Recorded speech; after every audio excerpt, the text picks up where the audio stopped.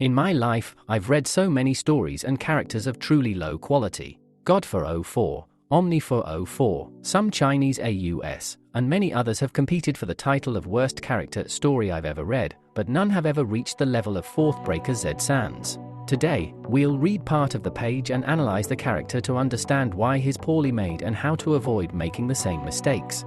But let's start with the character's positive aspects. The design is nice. That's it. That said, let's start with some context. Fourth breaker Z originated, like many other characters, in the Undertale fanon wiki, from which he was later removed during the mass deletion of OP characters, and ended up as an archive page in the Godverse wiki. For those unfamiliar with the true Godverse wiki, it's a fandom wiki that began as an archive for OP characters deleted from the Undertale fanon wiki, but later evolved and acquired its own identity as an open access wiki for OP character creation.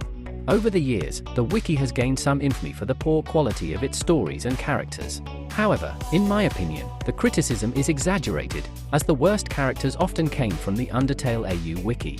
Which brings us to the subject of our video, Fourth Breaker Z, perhaps the worst character in the history of the Undertale fandom. Let's start with his backstory.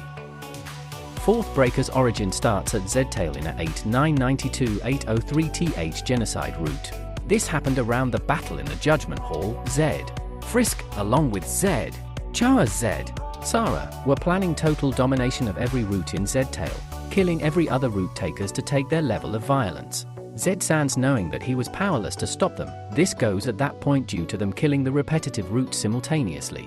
At the end of their killing spree, they came back to their own route to end things with Z Sans once and for all. Trying to fight Z Sans, even with a level of 99, Char, Frisk, and Zed, Sarah are having a hard time catching up with Z Sans speed and attacks. I don't know how, as they apparently completed the route 8 million times already. Z Sans kills them over and over again, but they just never gave up. But then, things took a turn on the 59,908,987,893rd reset. They finally strike him down to get him on his knees. Before they could deliver the last hit, Z Sans takes this as an opportunity to stab them as he turns to ash. Thanks to his determination, Z Sans wakes up in the save screen, seeing the pile of broken soul parts. The soul parts slowly rebuild to make the reset button. Knowing it was his chance to destroy it, he instantly stands up, grabs his blades and breaks the button and the soul at the same time. Not knowing he broke the save screen, he felt tired, due to lack of rest, and passed out. While unconscious, he fell into boundary between the real and fictional worlds known only as the glitch, because of course he did. There he unwillingly obtained immense powers and knowledge that dwarf all of creation within the fictional omniverse. With those powers and knowledge at hand, he now dedicates himself at guarding the boundary between the creators and their creations. This backstory isn't even that terrible. Reading many stories in the Undertale fandom, I've read much worse, and at least it doesn't stem from Alpha Tale, but that doesn't save Fourth Breaker in any way. The backstory can be summed up in a few words. The humans are evil and kill Sans. Sans destroys the save screen and falls into an incredible place that gives him immense powers.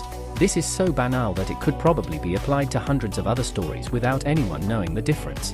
There's no attempt at creativity with the AU. In fact, the only unusual thing is the presence of Sarah, a new character, whom the author rightly chose to simply mention without exploring, having previously strained his brain with this masterpiece of a character. The story is just thrown in, but oh well, we've seen terrible stories before, so what makes Fourth Breaker worse than God for 04 or Omni for 04? If God for 04's abilities seem terrible to you, you're not ready for this. Let's read some. Power, truly beyond irrelevant, impossible to define level, superior to all fandom characters including joke ones like himself, Shaggy, etc. His powers are rather superior to omnipotence, as well as to see he broke the rules of omnipotence itself, making him above all in power. He has the capability to simply remove powers of omnivariation, all forms of omnipotence, all forms of infinite power, boundless, limitless, infinite, etc. Speed, truly beyond irrelevant, impossible to define level. His speed is truly irrelevant as to not only within the Undertale fandom but ever else at once, cannot be conceptualized by any theory. This said, he's not even omnipresent like many other characters. What a fraud. Knowledge, truly beyond irrelevant, impossible to define level. He knows the possibles and impossibles of this world, capable of gaining more knowledge than he already has, yet he already knows, has superior knowledge to all Undertale fandom characters. He can gain more knowledge? He's not even omniscient, How sad. Complete freedom, he cannot be controlled by real-world creators, even those with true author authority. Oh really? Hey fourth idiot Z, make me a sandwich. There you go sir. Creator Summon can call upon the powers of real-world creators to gain authority of their fictional creations. Very interesting how he needs creator powers over their fictional verses. I thought he was already beyond it all. He might have memory issues, I guess. OP Paradox Immunity, he is immune to overpowered characters, technically to avoid overall power play beyond or within the fandom verse. This cannot be changed by all means, and it has overall infinite and beyond omniboundless defiance to total, similar or stronger abilities. Are we sure? I don't think I need to comment on how pathetic these abilities are, so let's move on. But we'll stop here. While writing this video, I was stuck for a while. I was a bit unsure of what to do, since I've already said practically everything. Fourth Breaker has nothing to offer in this regard either. All its flaws are the same as God for 04 and Omni for 04, but exaggerated even more. At most, one could say how ridiculous it is that the author of Fourth Breaker says he met Notch in real life, that he's known Toby Fox since before Undertale was born, and other bullshit, but I don't see the point. Instead, I'd like to talk about why an OP character of this kind is nearly impossible to write well. As I briefly explained in Omni for 04's video, there are two main categories of OP characters within their own universe and OP in terms of power scaling. Fourth Breaker falls into both categories, but the latter is the one we'll focus on today. Why are characters designed to be ops so bad in the vast majority of cases? Let's start with the definition. Overpowered is defined as having more power than is needed to be effective. This immediately explains why OP characters are by nature almost always boring. A character with more power than necessary, able to resolve any situation with ease, saps the story of all tension. Why worry about the situation if you know the OP character can resolve it in a flash? In fact, the best OP characters are usually either protagonist characters who make fun of their situation, or secondary characters who can be stopped or written out of the story for as long as necessary. Writing a good OP character is really difficult, but Fourth Breaker doesn't face these problems, since its sole purpose is to seem as OP as possible. But how does it achieve this? Fourth Breaker tries a simple and classic approach to winning the strongest character contest, writing abilities that seem as strong as possible to get ahead of people. That's why Fourth Breaker has abilities like power, truly beyond irrelevant, impossible to define level. The goal here is nothing more than to discourage others from trying to write stronger characters or to make readers feel like similar abilities are insurmountable. We've already seen this with God for 04. Obviously, the result is simply writing a power that makes any possible story involving that character completely devoid of any interesting conflict or interaction, and also terrible for the reader to read.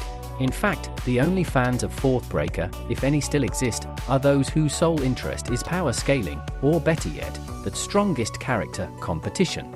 The one our subject has taken is a more for childish route, as it's based solely on the idea of using the strongest abilities imaginable to make the character appear powerful. But there's another path, one that has plagued the Undertale fandom for several years now, the study of actual power scaling. Multiple AUs choose one or more scaling wikis they like and try to extrapolate ways to make their characters appear as powerful as possible.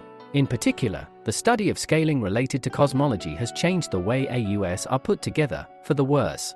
The strategy for creating the strongest AU possible is always the same: write a huge page of your AU's cosmology, with dozens of different structures, and start applying dimensional scaling to them. In the lower levels, place structures ranging from 3 to infinite dimensions, then decide on a point where a given structure is beyond the concept of dimensions, and on top of that start spamming hierarchies of infinite layers, and voila, you've created the basis for a power scaling AU. It's recommended to try to make the gaps between layers seem as huge as possible, otherwise editors interested in this type of AU won't make WIS edits on it. Once this is done, it's time to think about the story. Don't worry if the cosmology you've written is confusing and has many implications, you can simply ignore it. In fact, everything you've written on that page serves no purpose whatsoever for plot purposes, it's just there for scaling. Build your AU around it, and at most mention once in a while that the structures are different from each other, it doesn't matter anyway. Focus on the story, write it, and when you get criticism for obvious power scaling, tell readers to ignore the part you wrote to be read and tell them to focus on the rest as if it didn't exist. Congratulations, your scaling AU is complete. Now that we've finished joking, let's think for a second. Power scaling AUs are usually better written than characters like Fourth Breaker, since their writers have to do a bit of research, but the two shouldn't be separated. A scaling AU remains a scaling AU despite its quality. STS, despite being considered among the best of these and despite being among the least scaling heavy, remains a scaling AU. Fourth Breaker Z is no different from STS, just as STS is no different from Omni for 04. If you want to write a good AU, or rather, a good story, it's best to stay away from scaling. Creating a super complex cosmology with zero utility that's retroactively shoved into a few scenes does nothing for the story except annoy many and alienate potential readers. There's nothing wrong with wanting to create strong characters in and of themselves, but you have to be careful. I've seen a very repetitive pattern in many stories to make new characters seem strong. A character would appear and be somehow compared to a certain super strong structure within the universe, but shortly thereafter, another character would arrive, easily beating the previous one without achieving anything beyond a brief and meaningless moment of hype. Repeating this multiple times quickly makes the story lose interest. You need to know how to handle these situations. Another piece of advice, if you have multiple structures in your universe, which is not advisable, is to avoid making them just some kind of benchmark, whose only purpose is to make the characters seem powerful. It's better to have a few well-defined and explored structures. This concludes my short rant. Character rating: 0.5/10. Horrible in almost every aspect except the design, which I think is fine.